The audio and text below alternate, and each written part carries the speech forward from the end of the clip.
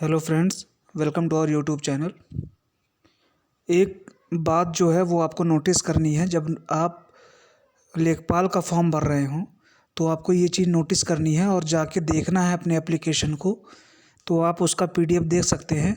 जो EWS candidates हैं उनको ज़रूरी बता रहा हूँ, बाकी जो कैंडिडेट्स हैं वो भी एक बार ज़रूर चेक कर लें ये।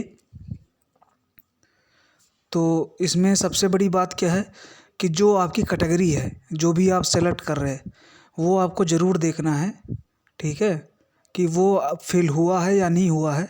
तो कई बार क्या हुआ है कि मैं खुद फॉर्म भर रहा था, तो 2-3 लोगों का फॉर्म भरा है मैंने, तो सब में यही ईडब्ल्यूएस कैटेगरी वाले थे। तो सब में क्या दिक्कत आ रही थी कि जब मैंने फॉर्म भरा तो उसके बाद ईडब्ल्यूएस हमने सेलेक्ट किया था कि जनरल में ईडब्ल्यूएस कैटेगरी में वो अप्लाई करने जा रहे हैं फॉर्म को। लेकिन ईडब्ल्यूएस सेलेक्ट करने के बाद भी वो नीचे जो ईडब्ल्यूएस की डिटेल्स थी वो उसने नहीं मांगा था, और फिर फाइनली हमने फॉर्म को सबमिट कर दिया।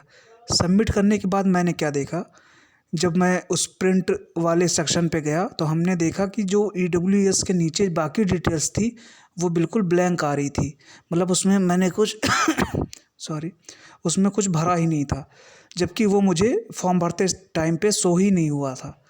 तो अगर आपके साथ ये दिक्कत आ रही है तो आप ज़रूर इस वीडियो को देखें और आगे देखिए कि फिर करना क्या है। तो आप देखेंगे, आप सरकारी रिजल्ट या डायरेक्ट आप वेबसाइट से भी फॉर्म भर सकते हैं। अगर आप सरकारी रिजल्ट से भरते हैं तो उसमें login to complete the form, इस वाले सेक्शन में आपको जाना है। आप वहाँ से जाके अपना डैशबोर्ड देखिए, जो जो आपने कंप्लीट किया है सब पे ये देखिए टिक का निशान बना हुआ है, ये इनिशियल डिटेल्स फील्ड, ठीक है। तो जो जो आपने ये टिक किया है ये देख सकते हैं आप, सब में टिक का बना हुआ है। तो ये सारे फॉर्म फिल हो चुके हैं। आप थोड़ा सा इसको आगे स्क्रॉल करेंगे, ठीक है, इस साइड में स्क्रॉल करेंगे तो आपको ये आगे की डिटेल्स इस तरह से मिल जाएगी। तो आप यहाँ पे आप ये मॉडिफाई एप्लीकेशन का जो ये आपको दिख रहा है ऑप्शन, यहाँ से आप जाके मॉडिफाई कर सकते हैं। सबसे पहले तो आपको प्रिंट पे जाना है और जो आपने फॉर्म भरा है उसकी पूरी डिटेल निकालेंगे। तो अगर आप उसमें देखते हैं कि फॉर्म जो ईडब्ल्यूएस का जो डिटेल्स है वो आपका भरा नहीं हुआ है, वो ब्लैंक आ रहा है, तो आपको फिर उसके बाद मॉडिफाई पे जाना है। हाँ, आपको दिखेगा कैसे, आप प्रिंट एप्लीकेशन फॉर्म पे जाएंगे तो आपको पूरा फॉर्म जो आपने भरा हुआ है वो पूरा दिखेगा, ठीक है। और ईडब्ल्यूएस का ब्लैंक पोर्शन ऐसे दिखेगा आपको। आपने यहाँ पे जनरल सॉरी सेलेक्ट कर रखा है, आर यू ईडब्ल्यूएस ये आपने सेलेक्ट कर रखा है, बट नीचे एक और दे रहा है आपको, ये आपको मॉडिफाई पे आप जब जाएंगे तो ये आपको दिखाई देगा, या प्रिंट पे जाएंगे तो पूरे एप्लीकेशन में ऐसे आपको ब्लैंक दिखाई देगा। तो इसमें है प्रोसेसिंग ईडब्ल्यूएस कैटेगरी, ठीक है। तो ईडब्ल्यूएस सर्टिफिकेट नंबर नहीं भरा है, ईडब्ल्यूएस इशू डेट नहीं भरा है, ये अथॉरिटी नेम नहीं भरा है। ये इसलिए नहीं भरा है, इसका रीज़न है कि मुझे फॉर्म भरते टाइम पे ये शो ही नहीं हुआ था, इसीलिए मैं इसको नहीं भर पाया था। तो ये इसीलिए मैं कह रहा हूँ आपको यहाँ पे प्रिंट वाले सेक्शन में आपको जाना है और देखना है पूरा फॉर्म कि आपने सब कुछ फिल किया है कि नहीं किया है। और अगर आपने फिल नहीं किया है तो आपको फिर मॉडिफाई एप्लीकेशन में जाना है। इसको अभी आप मॉडिफाई कर सकते हैं, आपके पास पूरा टाइम है, ठीक है। तो आप इसको 28 तारीख इसकी लास्ट डेट थी, बट अभी मॉडिफिकेशन की डेट है आपके पास, आई थिंक 4 फरवरी तक है।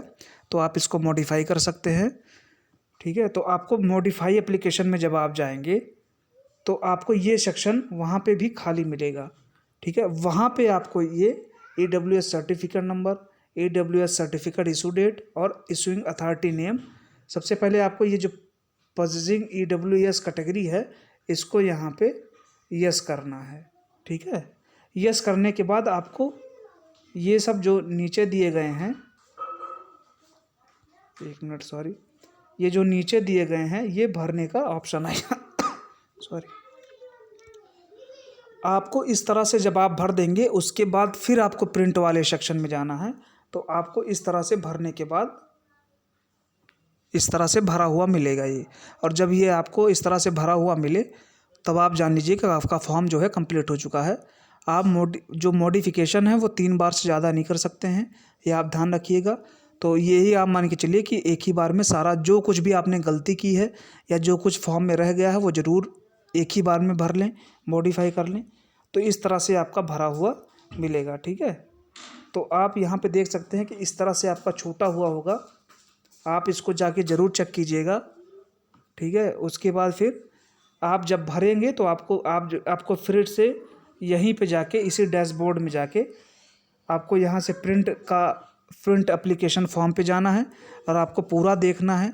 अगर आपको इस तरह से फिर भरा हुआ मिलेगा, देखिए यहाँ पे पजेस को यस किया गया है, AWS सर्टिफिकेट डेट किस तारीख को इशू हुई थी वो लिखा गया है, ये सर्टिफिकेट का नंबर है। आपका नंबर कुछ भी हो सकता है, 2 डिजिट में भी हो सकता है, 1 डिजिट में हो सकता है, 4 डिजिट में भी हो सकता है।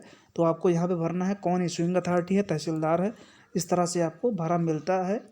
तो आप जानिए कि आपका फॉर्म बिल्कुल कंप्लीट है EWS के मैटर में। बाकी और भी चीज़ें आप देख सकते हैं जो कंप्लीट नहीं होगी तो आपको एक ही बार में वो भरना है। और आपको यहाँ से प्रिंट एप्लीकेशन फॉर्म में जाके आप देख सकते हैं मॉडिफाई करने के बाद, ठीक है। दूसरा, आप स्टेटस चेक कर सकते हैं यहाँ से, आपके एप्लीकेशन का स्टेटस क्या है, वो अभी कहाँ पहुँचा है, कहाँ नहीं पहुँचा है, एक्सेप्ट हुआ है कि नहीं हुआ। तो आप यहाँ से स्टेटस चेक करते रहिए। तो ये बहुत ज़रूरी सूचना है क्योंकि कई बच्चों ने फॉर्म भर दिया है तो वो सोच रहे हैं कि EWS उन्होंने डाल दिया है लेकिन बाकी की इन्फॉर्मेशन उनकी नहीं डली हुई है। तो एक बार आप जाके इसको देख सकते हैं और जिनका नहीं भरा है वो बिल्कुल जाके देखें और मॉडिफाई करें फॉर्म को। तो ये बहुत ज़्यादा गलतियाँ हो रही हैं बच्चों में, ये ज़रूर देखें आप और अपने प्रिंट एप्लीकेशन में जाके अपने फॉर्म को मिला लें क्या क्या बचा हुआ है और उसको ज़रूर भरें, ठीक है। अच्छा लगा हो आपको तो प्लीज़ लाइक कीजिए, सब्सक्राइब कीजिए और मैक्सिमम टू मैक्सिमम शेयर कीजिए। Thank you.